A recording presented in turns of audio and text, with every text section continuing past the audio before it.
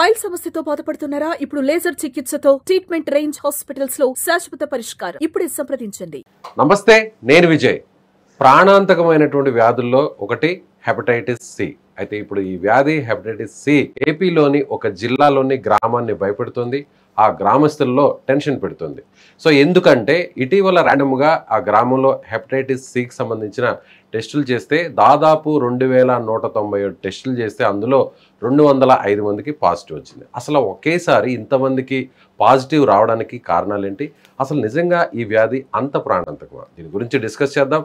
మనతో పాటు ఉన్నారు సీనియర్ వైద్యులు, ఫిజిషియన్, డయాబెటీస్ కౌన్సిలర్ అయినటువంటి డాక్టర్ కిరణ్ గంగా గారు. సార్ నమస్తే. నమస్కారం అమ్మా. సార్, ఏంటి అసలు నిజంగా హెపటైటిస్ సి అంత డేంజరా? అసలు జనరల్గా ర్యాండమ్గా టెస్ట్ చేస్తే 10% 205 మందికి అంటే 2000 మంది పైగా టెస్ట్ చేస్తే ఒకేసారి ఇంతమందికి ఎలా సాధ్యం? 1990 నుంచి ఈ హెపటైటిస్ సి మీద అవగాహన అనేది పెంపొందించడం జరిగింది.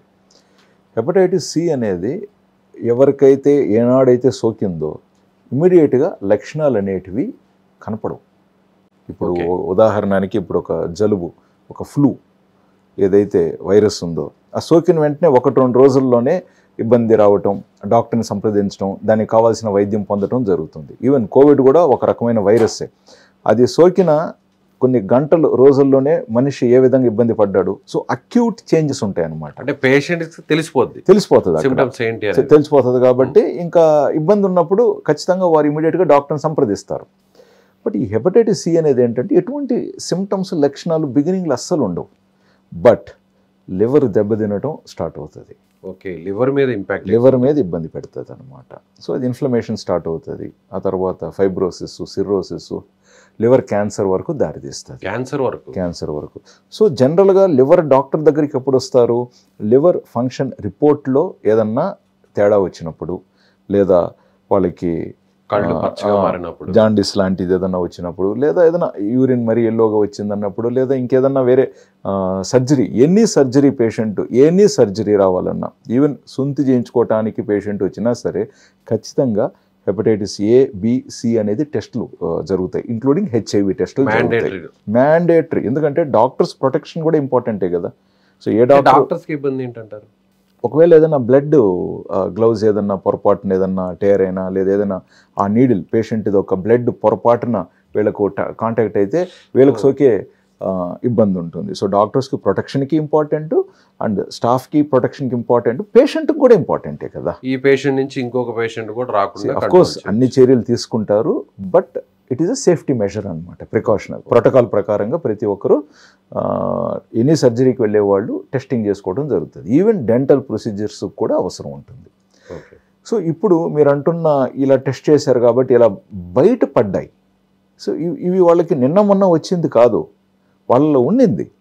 బట్ ఈ టెస్ట్లు జరిగే ప్రక్రియలో ఇంతమందిలో దాదాపు 10% మందిలో ఇవి పాజిటివ్ వచ్చినాయి. ఈవెన్ అంటే ఒకే గ్రామంలో రావడానికి కారణం ఏంటి అంటే ఒక గ్రామంలో టెస్టింగ్ జరిగింది కాబట్టి అక్కడ బయటపడ్డాయి. ఇప్పుడు ఉదాహరణకి దేశవ్యాప్తంగా జరిగింది అనుకుందాం. సో అప్పుడు న్యూస్, ఇప్పుడు ఓట్లు కౌంటింగ్ చేస్తారు కదా.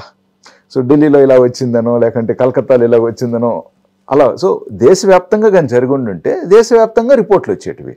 ఇప్పుడు ఒక గ్రామంలో ఒక విషయానికి పూనుకొని పలానా టెస్టింగ్ చేశారు కాబట్టి, ఒక కార్యక్రమాన్ని పట్టుబట్టారు కాబట్టి అక్కడ ఇలాంటి ఫలితాలు బయటపడ్డాయి. కోనసీమ జిల్లాలోని పల్లం గ్రామం. ఎస్. సో రేపు ఇలాంటి రిపోర్ట్స్ బయటకు వచ్చాయి కాబట్టి సో పేషెంట్స్ని ఫర్దర్ ఏంటి, ఇది స్క్రీనింగ్. ఇది రేపు అది మళ్ళీ ఒకసారి కన్ఫర్మేషన్ ఎలా చేసుకోవాలి, వీళ్ళల్లో వీళ్ళ అలవాట్లు ఏంటి, ఎక్కడ పొరపాట్లు జరిగి ఉండొచ్చు, ఏ విధంగా వీళ్ళకి సోకి ఉండొచ్చు అనే దాని మీద ఇంకా నెక్స్ట్ విశ్లేషణ అనేది జరుగుతుంది.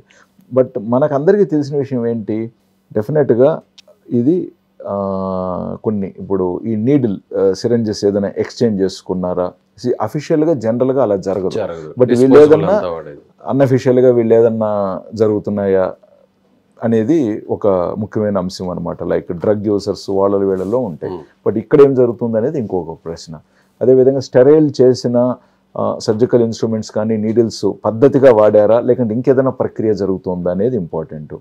ఇప్పుడు ఉదాహరణకి మనం కోటిలో చూస్తే ఒకప్పుడు వరుసగా మనకి మెడికల్ బుక్స్ అమ్మేవారు. మా మెడికల్ కౌన్సిల్కి ఎదురుగానే. బట్ ఇవాళ రేపు మీరు కానీ అక్కడ కానీ చూస్తే వరుసగా అక్కడ టాటూలు వేసేవాళ్ళు కూర్చోన్నారు. ఓకే, అవును. అక్కడ ఒక సులభ టాయిలెట్ ఉంది. ఆ తర్వాత మీరు గోకుల్ చాట్ దాటుకుంటూ వెళ్ళారనుకో, గోకుల్ చాట్కి ఆపోజిట్ రోడ్ పేమెంట్ చెప్తున్నారు. అంటే తక్కువ కాస్ట్కే టాటూస్ వేయడానికి అవును, కొన్ని డిజైన్స్ పెట్టుకుంటారు, కూర్చొని వేయించుకుంటాం, రేట్ మాట్లాడుకుంటారు, వేయించుకుంటారు. ఎలాంటి ప్రికాషన్స్ ఉండవు. అసలు ఎక్కడ స్టెరైలిటీ ఏంటి, ఏ వాడుతున్నారు, ఏమి జరుగుతుంది, చిన్న పిల్లలు టీనేజ్ అమ్మాయిలు వేయించుకుంటున్నారు అక్కడ. షాకింగ్ అది చూస్తే. సో కాబట్టి సామాన్యుల్లో ఇటీవల ఏమైందంటే కొన్ని విషయాలలో విచ్చలవిడితనం ఎక్కువైపోయింది. అంటే ఒక పద్ధతి, నిబద్ధత, పెద్దవారు ఇంట్లో ఇది వద్దన్నారు, లేదా డాక్టరు ఇలా కాదన్నారు, లేదు, వీళ్ళకి ఏది నచ్చిందంటే అప్పుడు. అదే ఇక్కడ ఒక డౌట్, హెపటైటిస్ సి అంటే నిజంగా మీరు చెప్పినట్టుగా హెచ్ఐవి అంత ప్రమాదకరం?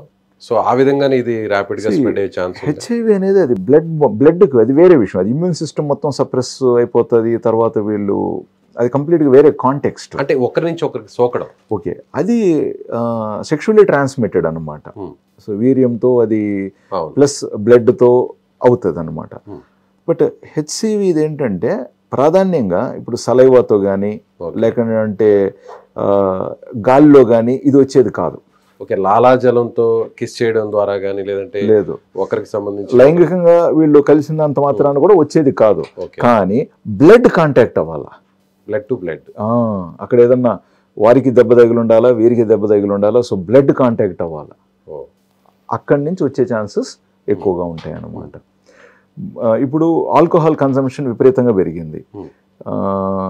బట్ ఆల్కహాల్ తీసుకోవటం వల్ల హెచ్సివి వస్తుందా? అలా కాదు. బట్ ఆల్కహాల్ ఎక్కువగా తీసుకునే వాళ్ళల్లో ఇంకేమైనా అలవాట్లు కూడా ఉండిండొచ్చు. సో అక్కడ హెచ్సివి సోకే ప్రమాదం ఉంది. బట్ హెచ్సివి ఒకసారి వీళ్ళు పాజిటివ్లో ఉన్నప్పుడు ఆల్కహాల్ వెరీ డేంజరస్ అనమాట వీళ్ళకి. ఒకవేళ పాజిటివ్గా ఉన్న పేషెంట్స్ కానీ అలవాటు ఉంటాయి, హెచ్సివి పాజిటివ్ ఉన్న పేషెంట్స్ ఖచ్చితంగా ఆల్కహాల్ నుంచి దూరంగా ఉండాలి. స్మోకింగ్ కూడా దూరంగా ఉండాలి. స్మోకింగ్ వల్ల ఏదైనా వచ్చే అవకాశం ఉంది? స్మోక్తో డైరెక్ట్గా రాదు. బట్ వీళ్ళు స్మోక్ చేసేటప్పుడు వీళ్ళ పెదాలకి ఏదైనా పగులుండి దానికి ఏదైనా బ్లడ్ అంటి ఇంకొక అతను మళ్ళీ దాన్నే స్మోక్ చేయడంలో అతనికి కూడా ఏదన్నా లిప్ మీద ఏదైనా క్రాక్ ఉండి అలాగే ఏదైనా ట్రాన్స్మిట్ అయితే ఛాన్సెస్ ఉంటాయి. కానీ బట్ అగైన్ స్మోకింగ్ అది ఇట్స్ ఓన్ దానికి కాంప్లికేషన్స్ ఉన్నాయి కదా. సో స్మోకింగ్ డ్రింకింగ్ ఉన్న వారిలో ప్లస్ ఇలాంటివి కొంచెం మనం ఎక్కువగా చూసే ఛాన్సెస్ ఉంటాయి అన్నమాట. ఓకే, ఒక్కసారి ఈ వ్యాధి సోకితే సో ఎంతకాలం వరకు దీనికి సంబంధించినటువంటి ఆ సివియారిటీ పెరిగే అవకాశం ఉంది? అది చాలా వేరియబుల్ ఫ్యాక్టర్ అనమాట. మనం అలాగా క్లుప్తంగా మనం దానికి కొన్ని నెంబర్స్ మారిపోతుంది చెప్పలేము అనమాట. ఎందుకంటే ఇప్పుడు ఒక హెల్తీ ఇండివిజువల్లో ఒకలాగా ఉండొచ్చు, అసలు ఎటువంటి సిమ్టమ్స్ బయటపడకపోవచ్చు. బట్ ఆల్రెడీ ఇతను ఆల్కహాల్ ఉన్న వ్యక్తి, ఇతనికి ఆల్రెడీ గతంలో వేరే ఏదైనా ఇష్యూస్ అయినాయి, అటువంటి వారిలో ఇది తొందరగా ప్రోగ్రెస్ అయ్యే ఛాన్సెస్ ఉంటాయి. సో మీరు చెప్పిన ఈ రీజన్స్ వల్లే స్ప్రెడ్ అయితే ఒకే గ్రామంలో ఇంతమందికి ఇప్పుడు గవర్నమెంట్ కూడా ఏం చేస్తుందంటే కేవలం 2000 మందే కాదు మొత్తం గ్రామంలో ఉన్న ప్రజలందరూ కూడా టెస్టులు చేయండి అంటారు. సో ఆ రిజల్ట్స్ వచ్చిన తర్వాత మళ్ళీ మనం గుర్తించాలి. అంతేకాకుండా ఈ ఒక్క గ్రామాన్ని గురించే మనము సెంట్రిక్ అవ్వకుండా డెఫినెట్గా ఇది తర్వాత ఇతర గ్రామాల్లోనూ వేరే జిల్లాల్లో కూడా చేయటం జరుగుతుందని నేను భావిస్తున్నాను. అప్పుడు మనకి కంపారిజన్ చేయడానికి ఛాన్సెస్ ఉంటాయి. మెయిన్ రీజన్స్ ఏంటి అనేది మనకు ఒకసారి సార్ట్అవుట్ అయ్యాక. బట్ ప్రస్తుతం ఇప్పుడు డయాబెటీస్ ఉన్నవారు ఒకవేళ వారికి హెచ్సివి ఉన్నట్లయితే చెప్పటం ముందస్తుగా చాలా ఇంపార్టెంట్. బ్లడ్ తీసే వ్యక్తి ఉంటాడు కదా, బాబు ఈ మాదిరిగా నాకు హెపటైటిస్ బి పాజిటివ్ ఉంది లేదా హెపటైటిస్ సి నాకు పాజిటివ్ అని ముందే చెప్పడం మంచిదండి. ఇప్పుడు నీకు హెచ్ఐవి ఉంది తెలుసు ఆ విషయం, నీకు ఒక బ్లడ్ తీస్తున్నారు ఒక వ్యక్తి, లేదా ఒక డాక్టర్ దగ్గర మీరు వెళ్తున్నారు, లేదా ఒక పళ్ళ డాక్టర్ దగ్గరికి వెళ్తున్నారు, చెప్పటంలో తప్పే ఉంది. ఒక డాక్టర్ దగ్గర నువ్వు చెప్పకపోతే ఎలాగ? నీ శ్రేయస్సు గురించే కదా వాళ్ళు కష్టపడుతున్నారు. అది మనము చెప్పకుండా అది కరెక్ట్ కాదు. అక్కడ నువ్వు నష్టపోతూ నీతో పాటు ఈ సమాజాన్ని కూడా నష్టపోయే విధంగా ఎదుటి మనిషిని ఇబ్బంది పెడుతున్నాం కదా, మనం తెలియదు కదా మనకి. వాళ్ళు జాగ్రత్తలు తీసుకుంటారు. సో కాబట్టి వెరీ వెరీ ఇంపార్టెంట్. ఈవెన్ మన సెంటర్లో కూడా ఎవరికైతే ఈ నోన్ పేషెంట్స్ ఉంటారో, గతంలో ఆల్రెడీ వీళ్ళకి ఏదైనా పలానా పాజిటివ్ ఉండి ఉంటుందో వాళ్ళకు చెప్తాము. ప్లస్ మన స్టాఫ్కి కూడా, ఎందుకంటే మనకు రెగ్యులర్ పేషెంట్స్ కదా ఎక్కువ. సో పలానా వచ్చినప్పుడు ఇలాంటి జాగ్రత్తలు తీసుకోండి అని చెప్తూ ఉంటాం. అంతేకాకుండా ఇప్పుడు షుగర్ ఉన్న వ్యక్తికి హెచ్సివి ఉంది అని బయటపడింది అనుకుందాం. సో షుగర్స్ మంచి కంట్రోల్లో పెట్టుకోవాలి, పద్ధతైన మెడిసిన్స్ వాడాలి వాళ్ళకి రెగ్యులర్గా. ప్లస్ ఆ మెడిసిన్స్లో లివర్ మీద ఇబ్బంది కలగకుండా పనిచేసే మందుల్ని ప్రాధాన్యంగా ఎంచుకోవాలి. ప్లస్ క్వాలిటీ ఔషధాలు వాడటం చాలా చాలా ఇంపార్టెంట్. అండ్ అఫ్ కోర్స్ వాళ్ళకి ఒకవేళ ఆల్కహాల్ అలవాటు ఉంటే ఖచ్చితంగా ఆల్కహాల్ అలవాటు మానటం అనేది చాలా ఇంపార్టెంట్. అండ్ డెఫినెట్గా దానికి కావాల్సిన సంప్రదించాల్సిన నిపుణుల్ని సంప్రదించి తీసుకోవాల్సిన జాగ్రత్తలు కావచ్చు, లేదా దానికి యాంటీవైరల్ థెరపీస్ కూడా ఉంటాయన్నమాట. ఆ థెరపీ కూడా తీసుకొని అది ప్రోగ్రెస్ అవుతుందా ఆగుందా అనేది కూడా చెక్ చేయించుకోవడం, డాక్టర్తో రెగ్యులర్గా సంప్రదంలో ఉండటం అనేది కూడా చాలా ఇంపార్టెంట్. సో ప్రాణాలు పోయేంత స్టేజ్ వరకు కూడా ఇది వచ్చే అవకాశం ఉందంటారా? డిలే చేసి, నిర్లక్ష్యం చేసి, అశ్రద్ధ చేసి నాకేమవుతుందిలే అనుకొని ముందుకెళ్తే. Okay, right sir, thank you. So ఇది డాక్టర్ గారు చెప్తున్నట్టుగా ఖచ్చితంగా అంటే ఇందుకు గల కారణాలు ఏంటి అనేది స్టడీ చేశాక, ఆ రీజన్స్ బయటకు వచ్చాక దీని మీద ఒక సొల్యూషన్ అనేది కూడా గవర్నమెంట్ ఆలోచిస్తుంది. అయితే దీనికి వరకు అంటే ముఖ్యంగా హెచ్సివి వచ్చిన తర్వాత అందరూ కూడా ప్రివెన్షన్ అనేది చాలా ముఖ్యం అనేది డాక్టర్ గారు చెప్తున్నారు. Thank you so much.